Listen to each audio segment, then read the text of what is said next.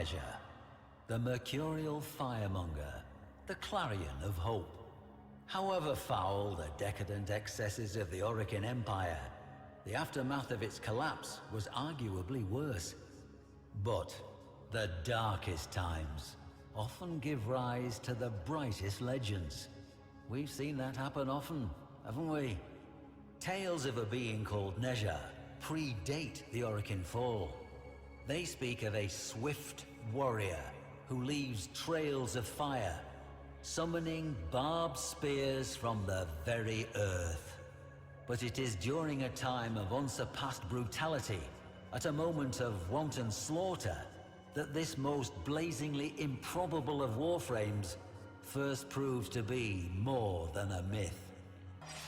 This blade, a tongue of exquisite flame in cold metal, it was unearthed by a poor farmer of Reshantur as he followed his hulking plough beasts across fields he would never own. Another might have bravely kept the dagger, but records suggest he handed it into his overseer on the spot, a half cup of rice his princely reward. With no dax to keep the peace, and no parvus granum to hold the corpus board together, bloody land grabs were routine. The fertile fields of Reshantur changed hands many times. With each hostile takeover, slain workers became fertilizer for the next yield of crops, tended by the survivors. And so it went. This created what you might call a staffing problem. If all the surviving adults are working the fields, then who is left to defend them? Children, that's who. This dismal little relic was once part of a Syandana, shall we say. Though not of Orokin make, clearly. No, its young owner wove this from a fertilizer sack. There were many such capes found at the site, enough for an army. Mowers were expensive, you see. Children, they were cheap and plentiful. It made good business sense to arm them. Not the very youngest, of course, just the near adults. The still unbroken, those who understood the stakes. The young defenders of Reshantur took their duty seriously. They formed into a little clan, trained every day in the ruins of an old temple, and even made themselves a uniform of sorts, part of which you see before you now.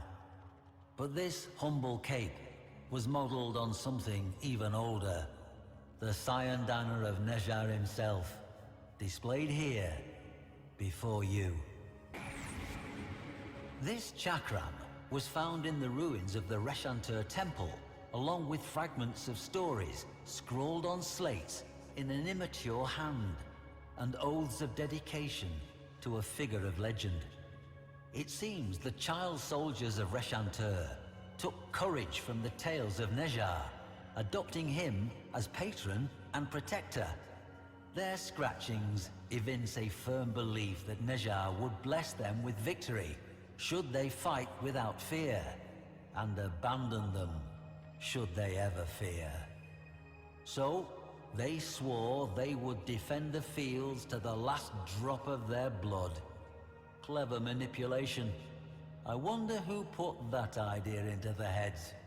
At any rate, they accepted it on faith.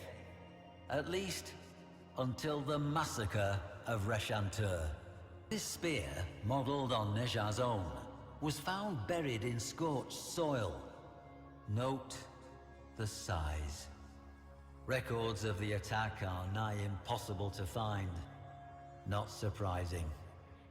The massacre was almost certainly covered up to protect what the corpus regarded as sensitive business practices.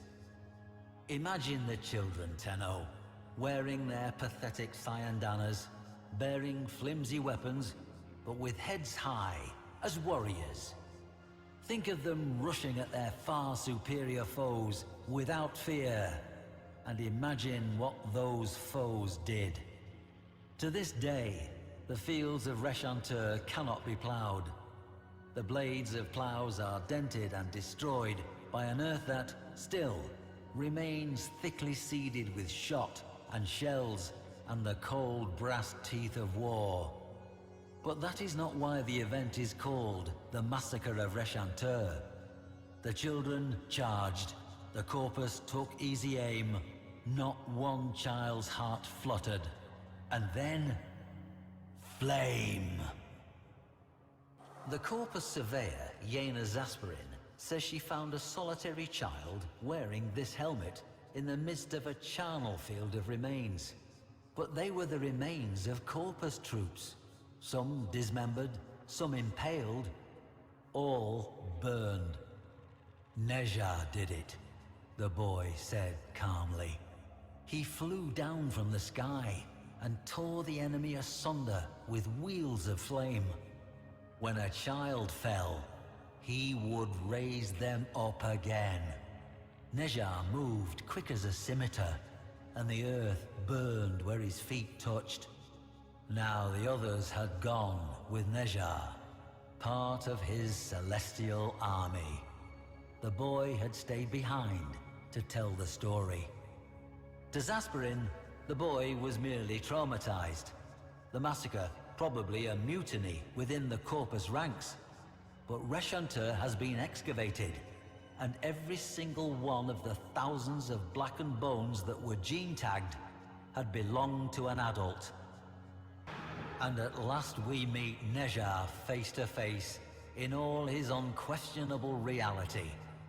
Did this Warframe model itself on the myths to take on the mantle of a mythic hero, or were the myths left in the Warframe's wake, a blazing trail to light the way? History will always be some manner of educated guesswork, and occasionally one of faith. Perhaps in some deeper stratum, we will find the lost children of Reshantur, sad little clusters of bones, not saved at all. But I have faith we will not. I leave you with this. Why do you suppose it was the child soldiers that Nezha chose to protect? Any war has its innocent casualties, but these seem to have called to him.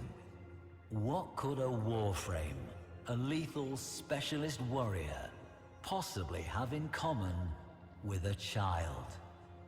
That riddle, I fear, must remain a riddle.